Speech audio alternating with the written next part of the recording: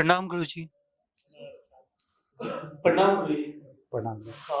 गुरुजी, सब कुछ प्रकृति में घटित होते रहता है या फिर कुछ गलत या सही भी होता है?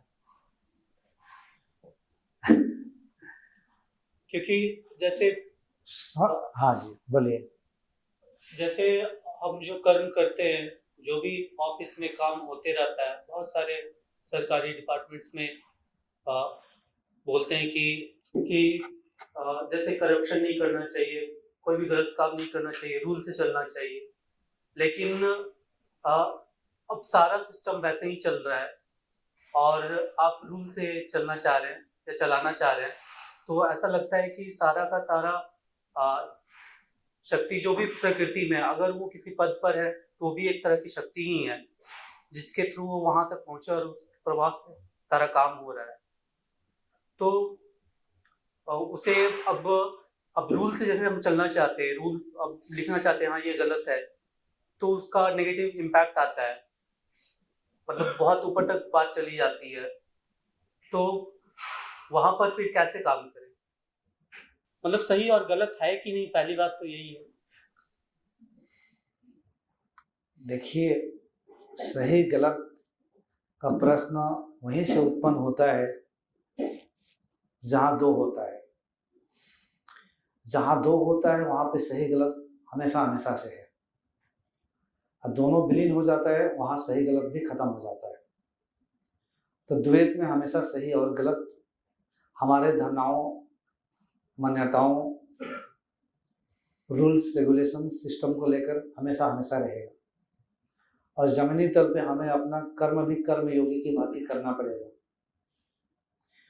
थोड़ा घुमा के बोल रहा हूँ, मुझसे कोई एक पुलिस इंस्पेक्टर आए और कहे कि दारू पीना सही है या गलत है, तो आपको क्या लग रहा है मैं क्या उत्तर दूंगा? आप तो बताइए, आप तो क्या कहूंगा? दारू पीना सही है या गलत है?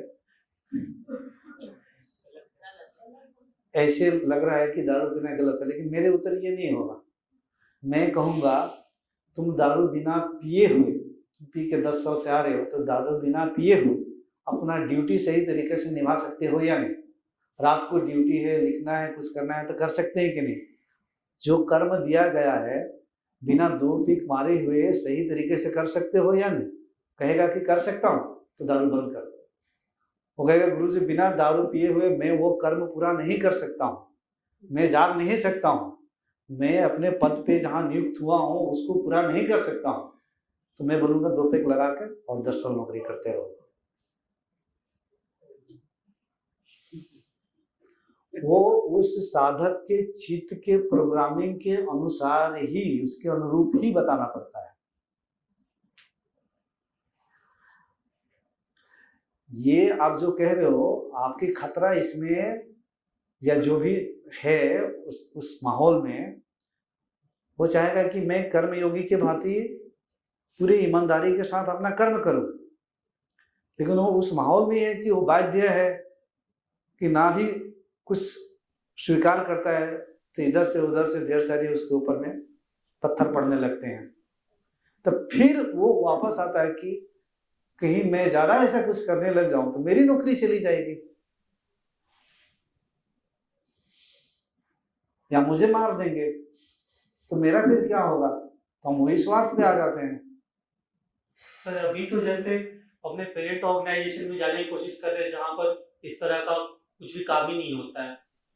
अभी तो हम ऐसा डिपार्टमेंटल एग्जाम देकर वैसा जगह जाने। आप सही कर्म योगी बनो, सही कर्म योगी बनोगे, हृदय में सत्य को धारण करके कर्म योग की आंखों में तेज रहेगा, आपके आसपास के माहौल चेंज हो जाएगा।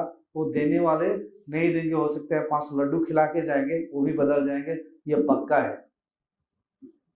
आपने वाइफ चेंज करो, तरंग चेंज करो, वाणी चेंज करो, सब कुछ बदलने लग जाता है धीरे धीरे। उसी एक के बदलाव से ढेर सारे लोग, आज हमसे कितने हजार लोग जुड़ गए, इसलिए माहौल चेंज हो गया, अंदर चेंज हो जाते हैं। कभी भी मैं ना हिंदुइज्म ना सनातनी को सपोर्ट करता हूँ, किसी धर्म को भी सपोर्ट नहीं करता, सिर्फ सत्य की बात करता हूँ। किसी ने मुझे पूछा था आप कौन से पंथी से? गुजरात से। मैंने पंथी मतलब क्या पंथी, कौन से पंथी? नहीं, आप ओशो के पंथी से लग रहे हैं, कोई और पंथी से, आपके गुरु कौन है, क्या पंथी है? नहीं बोला पंथी उन्थी यहाँ पर कुछ नहीं है, एक ही चीज है, सत्य है और सत्य ही पंथी है और सत्य ही है। इस बार आने से पहले अपने घर पे भी गया था, तो मेरे गांव से 2 बुजुर्ग मिलने आए थे इसी, तो वो बोल रहे आपका क्या है, मतलब गायत्री परिवार से है, कौन परिवार से है, कौन से पंथी से है। बोले हमारा सारा पंथी को अंदर के सारे पंथियों को खत्म करवाने वाला पंथी है। तो उनको समझ में नहीं आया मैं क्या बोल रहा हूँ। अच्छा ऐसा कुछ है, अच्छा मतलब उनको शांति सुकून तब मिलती कि मैं गायत्री परिवार से हूँ, कोई इस पंथी से जुड़ा हूँ, क्योंकि वहां ढेर सारे लोग जुड़े हैं, एक कम्युनिटी बनी है, एक पावर है, अथॉरिटी है, तो सेफ महसूस होता है लोगों को जुड़ के। अब जैसे आप कहेंगे कोई भी, मान लीजिए जय श्री राम कहे, तो जय श्री राम अगर लाखों लोग चिल्ला रहे हैं तो एक कम्युनिटी, एक अथॉरिटी बनी हुई है ना। आपको बचना है तो आप भी जय श्री राम चिल्ला दीजिए, आपको हजारों लोग आके प्रोटेक्ट करेंगे। आप जय श्री राम के खिलाफ बनेंगे तो विपरीत वाले फिर आ जाएंगे। यही तो हो रहा है। तो ना हम जय श्री राम कहेंगे, ना विपरीत वाला भी कहेंगे, हम कुछ नहीं कहेंगे, निराकार परमात्मा स्वरूप के सत्य की बात कहेंगे। आप भी आइए, परम शांति परमानंद को प्राप्ति करना चाहिए। हम ना आपको सपोर्ट करेंगे ना यहाँ सपोर्ट करेंगे, मेरे लिए जो सत्य लग रहा है उसी पर रहेंगे, लगने से मेरी गाला काट के फेंकना कीजिए। कर्म योगी बने, जो आपको सही लग रहा है, जो आपको सही लग रहा है सही लगेगा। एक व्यक्ति देश को बदल सकता है, सिस्टम को चेंज कर सकता है, एक ऑफिस के माहौल को क्यों नहीं बदल सकता है। लेकिन वो खड़े उतर जाए, सत्य पर उतर जाए, अपने गले कटाने के लिए तैयार हो जाए, मृत्यु घट जाए इस क्षण भी तो कोई बात नहीं है, लेकिन मैं कदम नहीं हटाऊंगा, अपने तेज दिमाग और बुद्धि से कर्म करना सीख ले, तो पूरे विश्व में बदलाव ला सकता है। कम से कम अपने डिपार्टमेंट में ऐसे मिनिस्टर भी आते हैं, मंत्री भी आते हैं, बदलाव होता है। तो बदलाव का स्रोत बने। ये तो प्रकृति आपको रखी है कि कुछ बदलाव हो, और यहाँ भेजी है कि ये सब चीजें लो, एनर्जी लेकर जाओ, प्रणाम करो, जो भी आए प्रणाम कीजिए, मिठाई खिला दीजिए ना, आपका भी काम मेरे भी काम खत्म। हमें कोई गिफ्ट नहीं चाहिए। आज भी ये सिस्टम, ब्राइब सिस्टम चलती है, लेकिन कैश वाले नहीं चलती है। होटल वगैरह में जाके गिफ्ट चलता है, सोने की अंगूठी की, चेन की गिफ्ट चलता है, गिफ्ट में चलता है। तो गिफ्ट इतना ही देना है, भाव आ रहा है तो लड्डू खिला दीजिए, चाय पानी दे दीजिए, हम खा लेंगे। ये तो श्रद्धा की बात है, मेरी इतनी बड़ी काम हो गई, लेकिन मेरे गला काट दीजिए, लेकिन मैं कर्म ही होगी, अपने कर्म में निष्ठाभाव से कर्म करूं।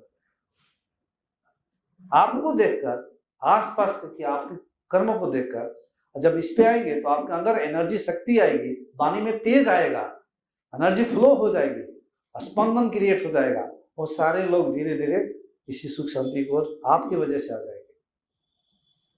हो सकता है उस माहौल को आपके सामने लोग झुकने लग जाएंगे।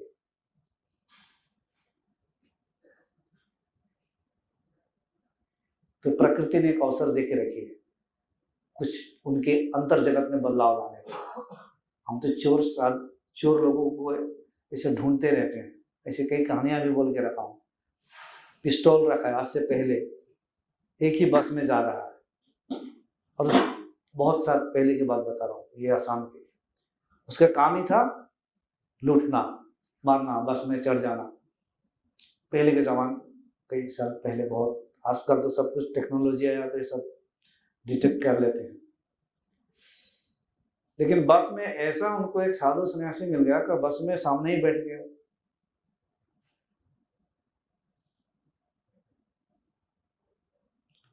और उसको वो धीरे से देखे, और सब लोग भयभीत थे, ड्राइवर भी भयभीत थे, जा रहे हैं। मैं भी किसी एक इससे व्यक्ति के द्वारा ही सुना हूँ, वो भी एक सन्यासी के द्वारा सुना हूँ, प्रत्यक्ष तो देखा नहीं हूँ, जो उन्होंने कहा मुझे वही कह रहा हूँ। तो वो व्यक्ति भी मन में अपना चला रहा है कि मैं आगे जाके जैसे जंगल मिलेगा रोकूंगा, पिस्टल निकालूंगा, और सबके जेब में जितना पैसा है सब लेके मैं निकल जाऊंगा। जो सामने बैठे हैं धीरे से बिस्किट्स निकालते हैं और उनको ऑफर करते हैं। उनको पता है ये यही है, उनको भी पता है कि वो भी भ्रमण कर, खाइए। बोलता नहीं नहीं, बड़े प्यार से आंखों में देखकर मुस्कुरा के बोलते हैं खा लो, क्योंकि वो भयभीत नहीं थे उनसे, उनकी केमिस्ट्री भयभीत वाला नहीं था अंदर। वो जो सामने बिस्किट ऑफर कर रहे थे, वो भयभीत होते तो उनकी भय के तरंग वो भी पकड़ लेता।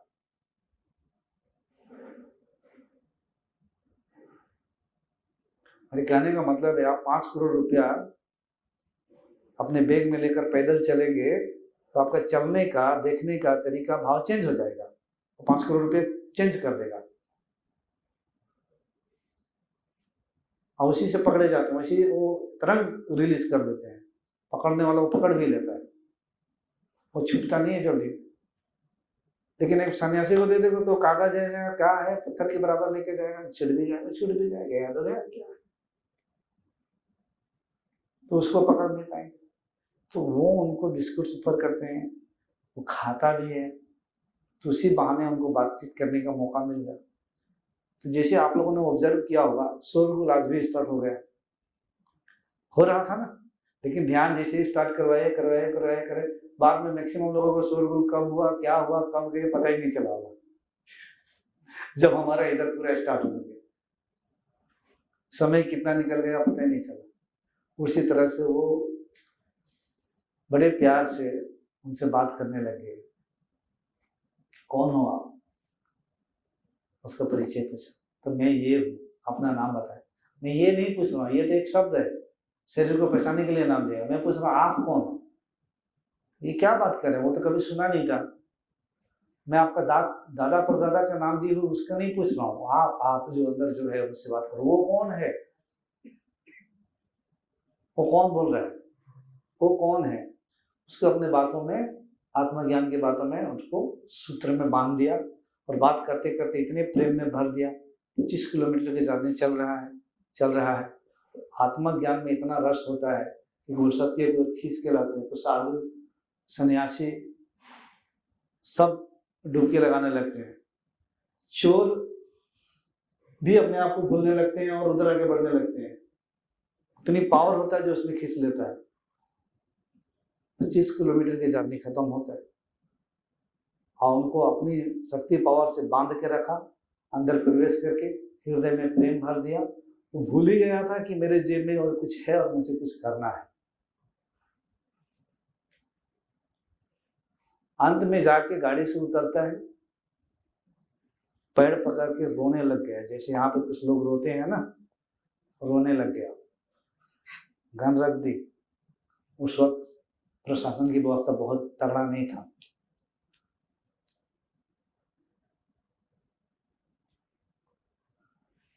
और वह व्यक्ति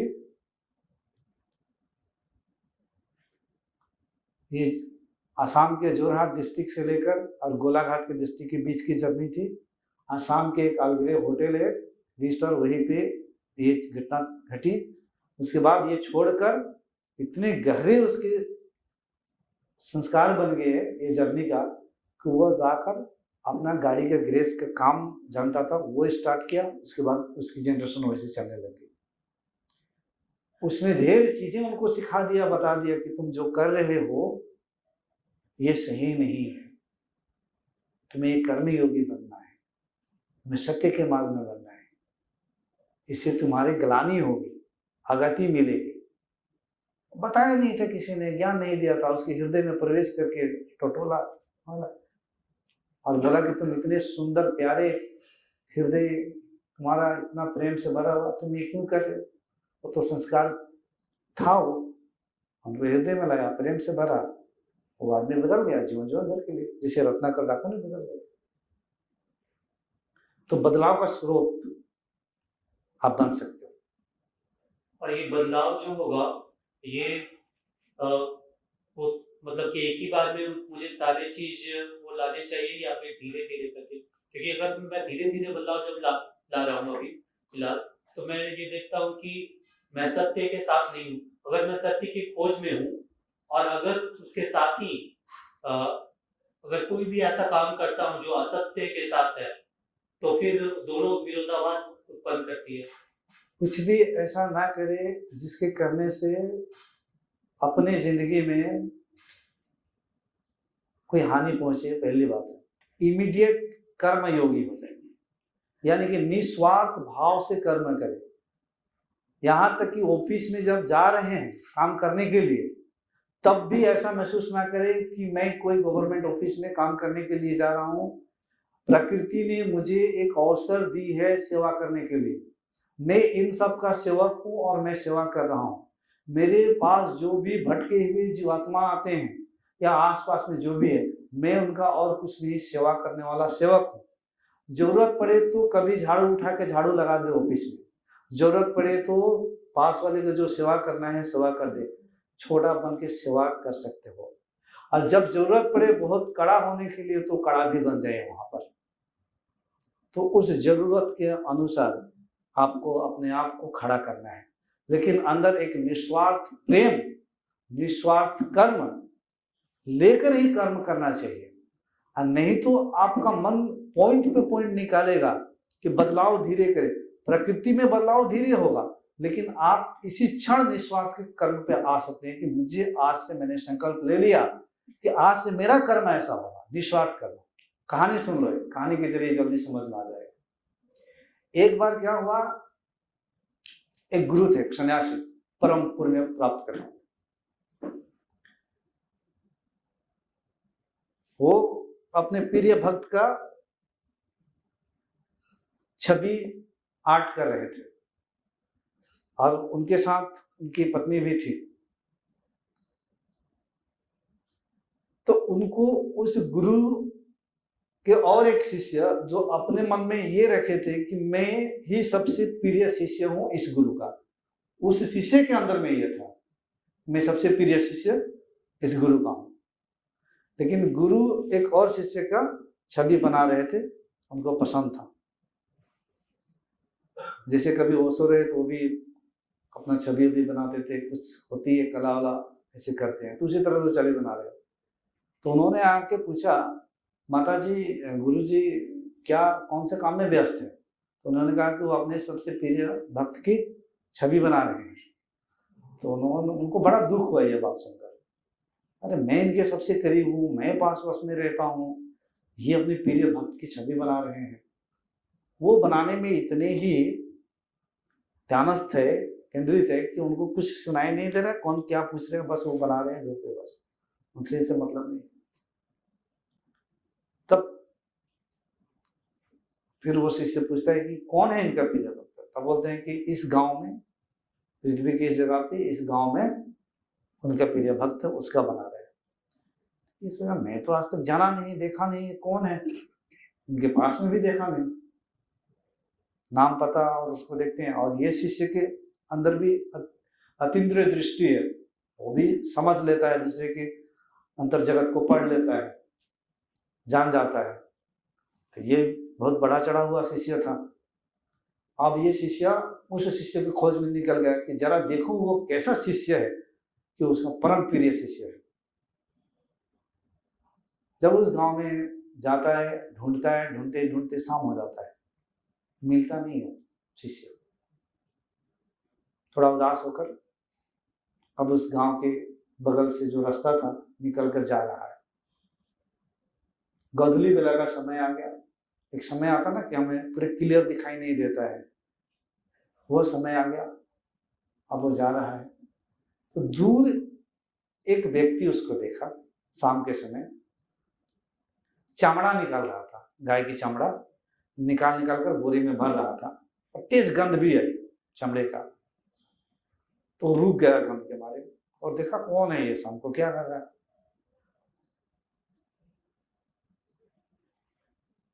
और चमड़ा भर रहा है, खड़े हैं। ऐसे लगा कि उसको देखकर कोई मैग्नेटिक पावर, कुछ चुंबकीय शक्ति ने उनके दोनों पैरों को रोक दिया जमीन को, वहीं पर रुक गए, ठहर गए और देख रहे। अभी तक पता नहीं चला कि ये वही शिष्य है। चमड़ा अपने भर रहे हैं, अपनी गठरी बांध रहे हैं, सब तैयारी कर लिया, जो बच गया छोड़ दिया। तो ये अपने दिव्य दृष्टि, संतर दृष्टि से देखते हैं कि ये तो वही है शिष्य जो मुझे वहां से सिग्नल मिला था। लेकिन ये कैसे हो सकता है? उस परम पुरुष परमात्मा के शिष्य भी या गुरु के शिष्य कैसे हो सकते हैं? ये तो चमड़ा निकाल रहा है, ऐसे निष्कर्म कर रहा है। ये पूजा पाठ ध्यान विधि कब करता है, कैसे करता है, थोड़ा मैं देखूं। अब तो मैं देख कर ही जाऊंगा, मैं इसको फॉलो करूंगा। वो गठरी उठरी बांध लिया, जो बचा वो छोड़ दिया और खड़ा होता है।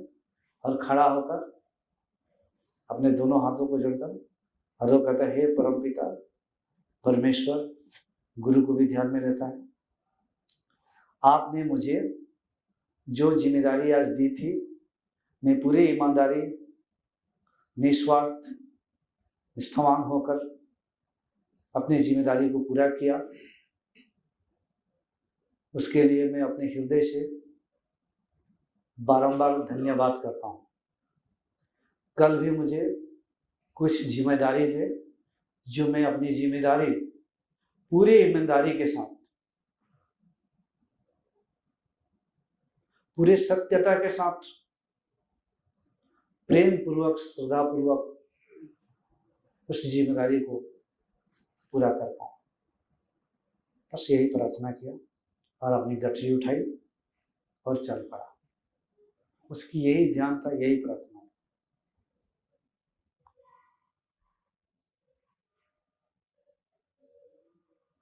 और सबसे प्रिय था।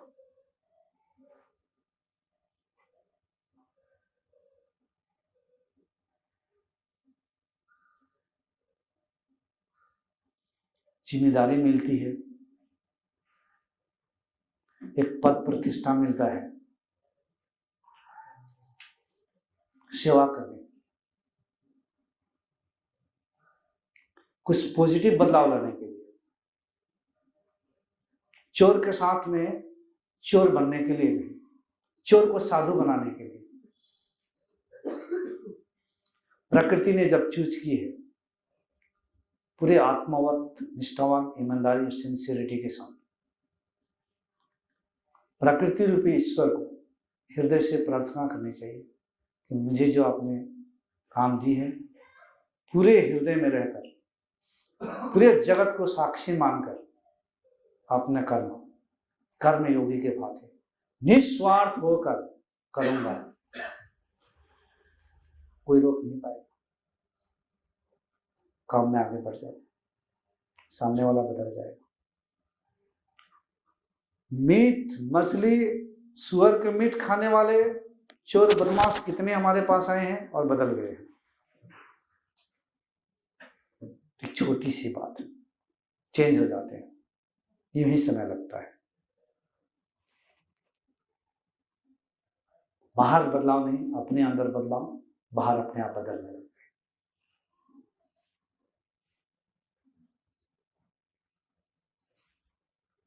इसी ईमानदारी के साथ, दूसरे वाला नहीं है तो नहीं। हम तो ईश्वर के सेवक है, प्रकृति का सेवक है। प्रकृति ने दे ही, कल ले भी सकती है, मेरे शरीर को ले सकती है। अपना शरीर ना है ना अपना श्वास ही है। अभी श्वास गया तो फिर नहीं आएगा तो कुछ नहीं कर पाएंगे। एक पद मिला है, एक मानव योनि मिला है, एक जीवन मिला है कुछ करने के लिए, कुछ सेवा करने के लिए, जहां प्रकृति ने रखी है, कुछ बदलाव लाने के लिए, पॉजिटिव तरंग उत्पन्न करने के लिए। ऐसे ही जीवन चला गया, सैलरी लिया, 2 पैसा आया, घर बनाया, समय आ गया जाने के लिए, घर रह जाएगा यही, गाड़ी रह जाएगी यही, परिवार रह जाएगा यही, सब छोड़ छाड़ के जाने का समय आ गया। निस्वार्थ कर्म ना किया, परमात्मा के करीब ना आकर अब जाने का समय आ गया, सब छोड़ छाड़। तब बोलोगे हे परमात्मा सब ले लो, तब भी मुझे रखो, एक बार श्वास वापस कर दो तब भी नहीं मिलेगा। इसीलिए मानव योनि कभी खोना नहीं चाहिए, और जो जहां पर है उसको निस्वार्थ भाव, अपने परिवार के प्रति भी सेवक मान के सेवा करना चाहिए। विनय जी मेरे घर पे 3 दिन ठहरे, इनकी गाड़ी थी, गाड़ी का हम पानी लेकर हम वाश किए धूल के अंदर साफ। बोले गुरुजी रहने दीजिए, रहने दीजिए। हम कहा गुरुजी नहीं है अभी, हम आपका सेवक है, आपकी गाड़ी धो देते, सेवक है, हम सेवक ही है आप सभी का। इस भावना से 50,000 रुपया केस लाकर मेरे सामने एक साधक ने आया, तुरंत देखा कि सामने से ओपनिंग हो रहा है, कम उम्र का था, ऐसे रखा केस, कुछ एक अलग भाव से। मैंने उसके भाव को देखा, इसकी जो 50,000 का भाव था वो अलग था। हमने बोला देखो मैं केस पैसा छूंगा नहीं, तो अपने जेब में रख लो, कभी समय आएगा तो मैं बोल दूंगा।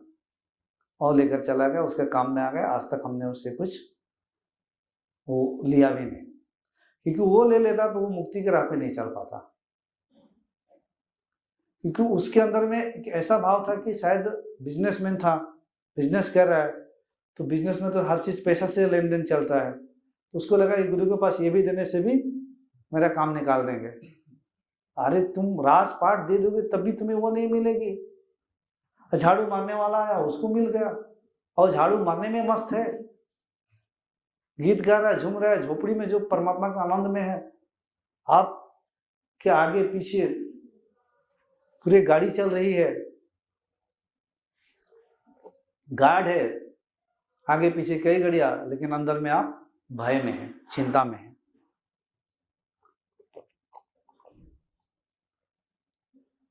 क्योंकि अभी भी आपकी सिक्योरिटी, आपकी सुरक्षा इस प्रकृति से मिल रही है, जगत से।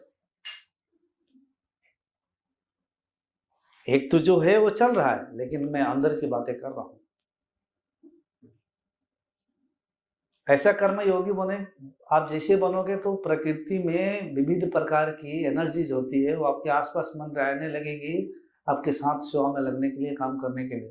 क्योंकि द्वैत की शक्तियों से तो हम सेवा करेंगे, पहले हम निस्वार्थ परम पूज्य स्वरूप क्लीन हो जाए, पवित्र हो, खड़ा हो, 21 दिन कहे, हे ब्रह्मांड रूपी ईश्वर, हे प्रकृति रूपी ईश्वर, मैं अपने शरीर को आपको सौंप रहा हूं, जैसा यूज करना है आप यूज करें, जैसा यूज करना है आप यूज करें, और कर्म करें, ध्यान करें, कर्म करें, तेज लाए वाणी में, आंखों में, जो कि आपका बात जल्दी कोई काट ना पाएगा, काट भी लिया तो रात को सो ना पाएगा, और तीसरे दिन आपके पास में आ जाएगा, फिर तूने जो कहा वो सही कहा, क्योंकि उसके अंदर में भी आत्मा रूपी सत्य है, सबके अंदर है। जब हम इस स्टेट से, इस लेवल से कनेक्ट करते हैं तो उसी लेवल से कनेक्ट करते हैं। जब सत्य से रहकर आप कनेक्ट करोगे तो उसके अंदर भी है, वो भी जानता है कि क्या सही है और क्या गलत है। इसलिए जो आत्मा को जान लेता है वो किसी का करने ना भय करता है। तुम क्या कर सकते हो, बहुत कर सकते हो, तो मेरे शरीर को ही मार सकते हो। एक शरीर को मारा तो क्या हुआ, दूसरे शरीर में फिर रहेंगे, लेकिन रहेंगे, सदा से रहेंगे। उसको पता होता है उसको कि मुझे खत्म करने का तुम्हारे पास कोई उपाय ही नहीं है। डिवाइस बदल जाएंगे, लेकिन सेवा जारी रहेगा, वो अपना काम जारी रहेगा। और दूसरी ओर द्वैत में राक्षस असुर का भी काम जारी रहेगा, और विपरीत में देवी देवता वाला एनर्जी का भी काम जारी रहेगा। इन दोनों से जो परे निकल जाता है वो परम को उपलब्ध हो जाता है। ये दोनों विलीन हो जाते हैं।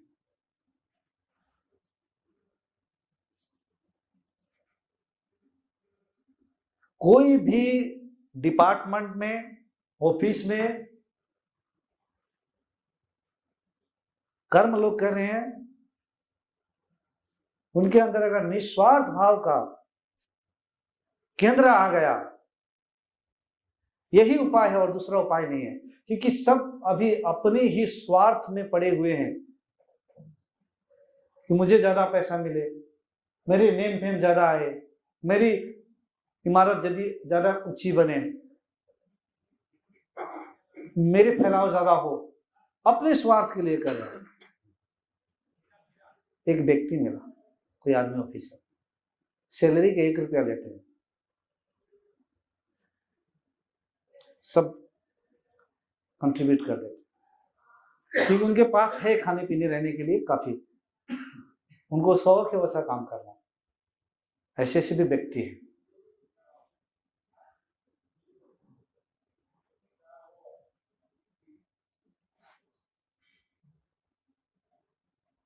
आपको लगेगा इतना छोटा शरीर में मैं ये सब क्या कर सकता हूं, ऐसा मत सोचो, कुछ भी हो सकता है।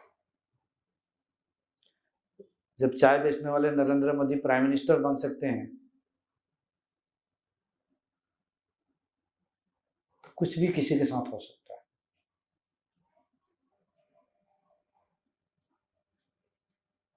जैसे ही हमारे अंदर की गंदगी साफ होगी, अंदर गंदगी रहेगी तो असुरगण आपके पास आएंगे, वही वृत्ति लेकर आएंगे। वही व्यक्ति आपके पास में जाकर वो बातें कर रहा, वही मेरे पास में आएगा तो मेरे चरण में आएगा।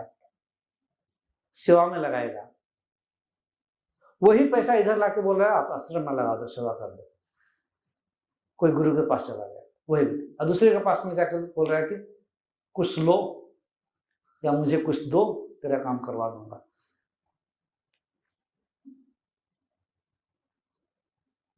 वही व्यक्ति कहीं समाज में किसी के लिए बुरा होता है और किसी के लिए बहुत अच्छा होता है।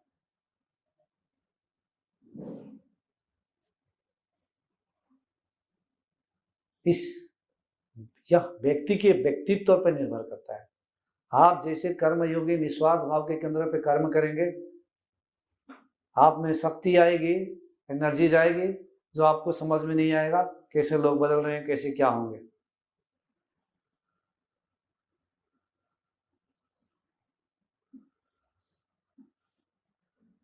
एक डिपार्टमेंट नहीं, कई डिपार्टमेंट बदल जाते हैं।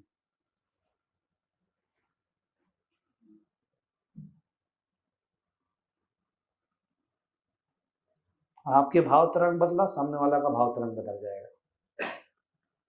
सामने वाला से आपका भाव तरंग कमजोर होगा तो आप बदल जाओगे, आपके भाव तरंग विचार तरंग तगड़ा होगा तो वो बदल जाएगा, उसके अंदर बदलाव आ जाएगा, थॉट प्रोसेस चेंज हो जाएगा, तरंग बदल जाएगा, अलग वाइब्स मिलने लग जाएगा।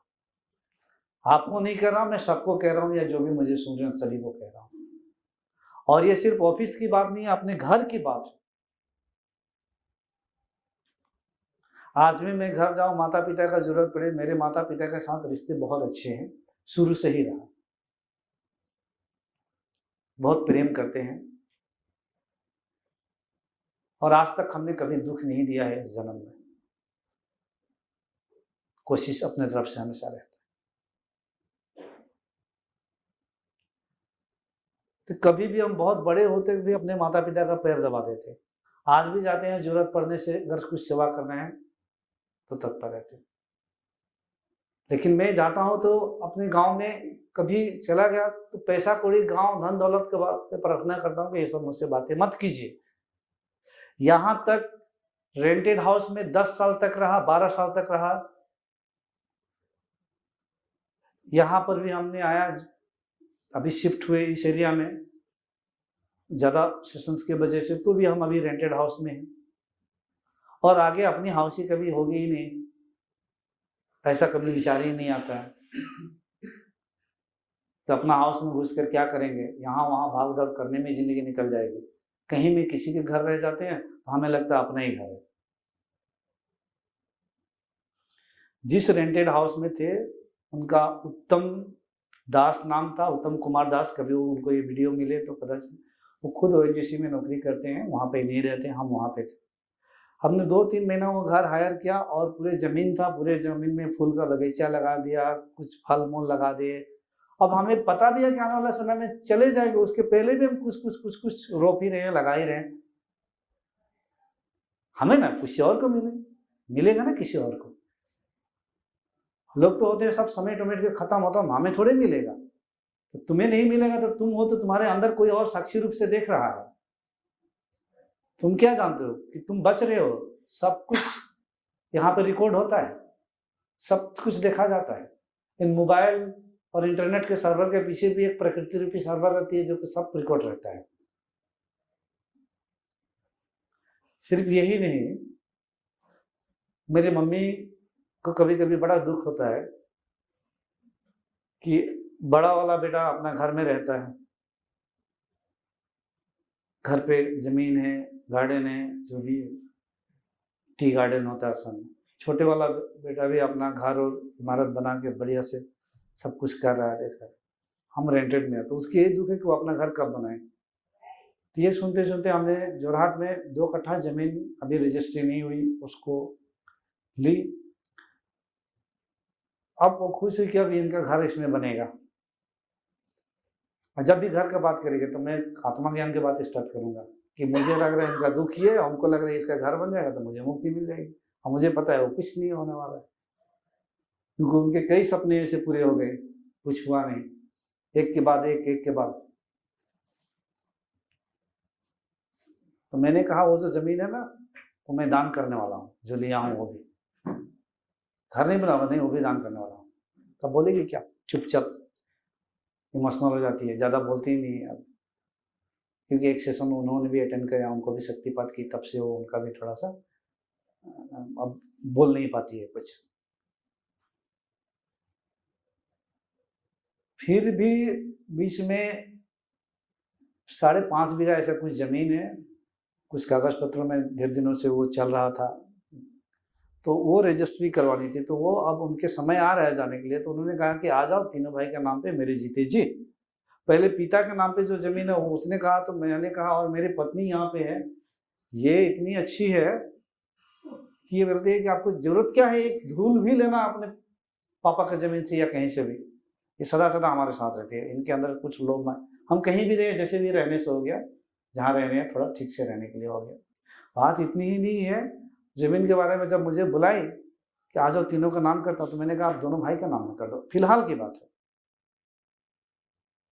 रजिस्ट्रेशन अप्लाई करने से पहले दोनों भाई का नाम कर दो। मैं क्या करूंगा वो जमीन लेकर? नहीं, तुम्हें पता नहीं है, जीवन में दुख होता है, अपना रहने के लिए घर चाहिए, बुढ़ापा में घर चाहिए, बुढ़ापा में कहाँ जाओ। वो अपने स्थान से और लोगों को देखकर वो देख रही है, हम बुढ़ापा में क्या होगा, कहाँ जाएंगे, अभी वो करेंगे तो ब्रह्मांड क्या करेगा हमारे लिए। मैं कहता हूँ ब्रह्मांड है ना, पृथ्वी है ना, वो देखेंगे, जहाँ भी जाएंगे वहाँ जाएंगे, हवा जिधर भेजेगी उधर ही जाएंगे। क्योंकि मैं देखता हूँ बहुत सारे बुढ़ापा लोग, बुढ़ापा के अपने घर बनाते हैं, रहने का समय आता है तो विदाई लेके चले जाते हैं, और उस घर के पीछे अपना जिंदगी गंवा दिया उन्होंने, ना धारणा समाधि तक नहीं पहुंचे, गया ऐसे ही, एक झटका माया, सब धूल मिट्टी के बराबर हो गए। दोनों का नाम मैं कर दिया, कभी ऐसा मैं कभी नहीं करूंगा। तो आप एक काम करो, आप अपने नाम में कर लो, मेरे वाला जो आप देने के लिए कह रहे हो अपने नाम में कर लो आप उस जमीन को। उसके बाद ये टॉपिक खत्म हो गया, बाद में ना उनके नाम में ना उनके नाम में, सारे के सारे वो अपने नाम में शायद रजिस्ट्रेशन के लिए अप्लाई कर रहे हैं। उनके मन में अभी भी आ सकती है कि समय आएगा तो हम तीनों को ही देंगे, उनको ये पता नहीं कि मैं जिंदगी में कभी नहीं जाऊंगा, जो है वो भी हम दान पुण्य में लगा देंगे, समय आएगा, समय देखा जाएगा। क्या करेंगे? पृथ्वी घूम रही है, ग्रह है, इस ग्रह को बांट लिए हैं, लड़ाई झगड़ा कर रहे हैं, कोर्ट कचहरी बनाकर, मतलब नहीं आता प्रेम भाव कहाँ गया। छोटी सी जमीन के लिए एक दूसरे के गला करने के लिए, और ये जमीन तुम्हारा थोड़ी हुआ, आज जो जमीन तुम्हारा तुम कह रहे हो ये दूसरा का था, उससे पहले और किसी के था, वो आया वो गया, और तुम पकड़ के लग रहा है कि ये लेके जाओगे, तुम भी हो, आज कल तुम चले जाओगे, किसी और को हो जाएगा, और किसी और को हो जाएगा, 500 साल किसी न जाने कितने आएंगे, कितने को हो जाएगा। वो पृथ्वी है, घूम रही है, ग्रह है, कुछ लेके नहीं जाओगे, क्योंकि ले जाने के लिए कोई उपाय ही नहीं है वहां पर, सब छोड़ना पड़ता है, सब छोड़ना पड़ता है, एक विचार तक लेके नहीं जाएंगे। एक स्थूल रूप जमीन, घर, गाड़ी, बंगला, पुत्र, परिवार, ये कैसे लेके जाएंगे आप? सब त्याग करना पड़ता है, पूरे खाली हाथों से सब। अभी इस क्षण अगर प्रकृति रूपी किसी की मृत्यु भी करवा दे तो भी मुझे स्वीकार है, मेरी भी मृत्यु कल मांगे तो भी मुझे स्वीकार है।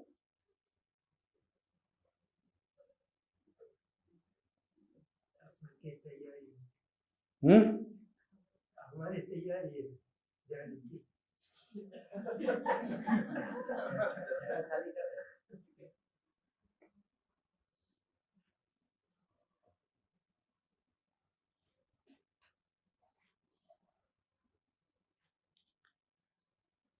देखिए, मोटिवेशनल बातें नहीं ज़्यादा हम करेंगे, ये सत्य वाले बातें कर रहे हैं।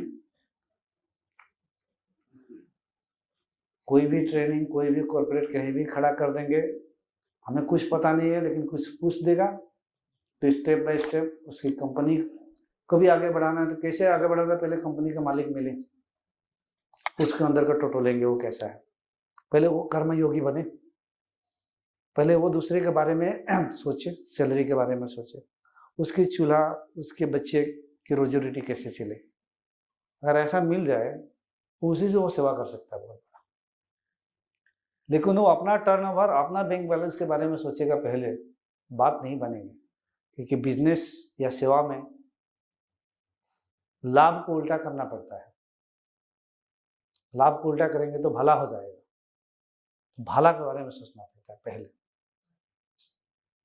और कर दिया तो कर दिया, फिर कैरी नहीं करना है। आपने अहंकार को, डिंग को लेकर हाँकना नहीं है और नाम नहीं लिखवाना है कहीं पे जाकर कि ये मैंने बनवाया, ये मैंने दिया, मैंने वो करवाया, नाम छपवा दो। कहानी कहा ना, कर दिया और साथ ही साथ भूल जाओ, याद रहा तो गया फिर माइनस में।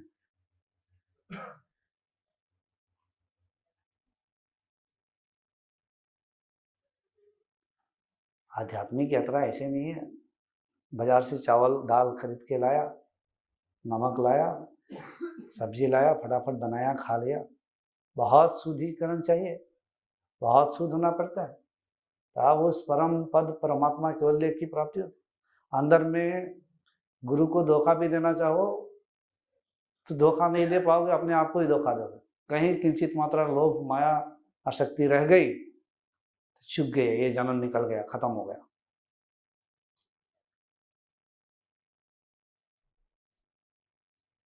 आज जिस दिन सेवक बन गए, अपने परिवार वाला का भी सेवक, गाली दे रहा है परिवार वाला, कोई थप्पड़ भी मार रहा है, तभी अंतरात्मा से मैं आपका सेवक हूं। थप्पड़ तो प्रारब्ध में चल रहा है, फिर भी मैं सेवक। और किसी की गाली भी आ तो रही है, लेकिन यहां से फूल बनने लग गया तो आप में शक्ति आ गई किसी की गाली को भी फूल में कन्वर्ट कर देने के लिए। आप तक तो आ रही है, आप तक पहुंचने के बाद वो फूल बन जा रहे हैं, अंदर गए, विलीन हो गए।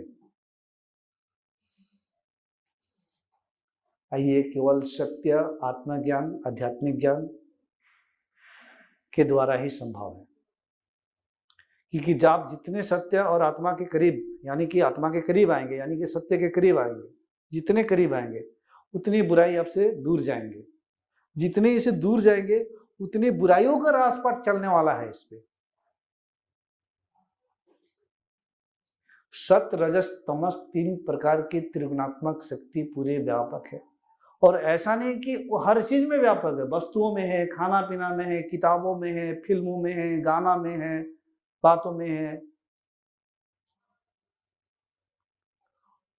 और यहां तक कि भारत की जमीन भी 3 भागों में बटा हुआ है उसी तरह से।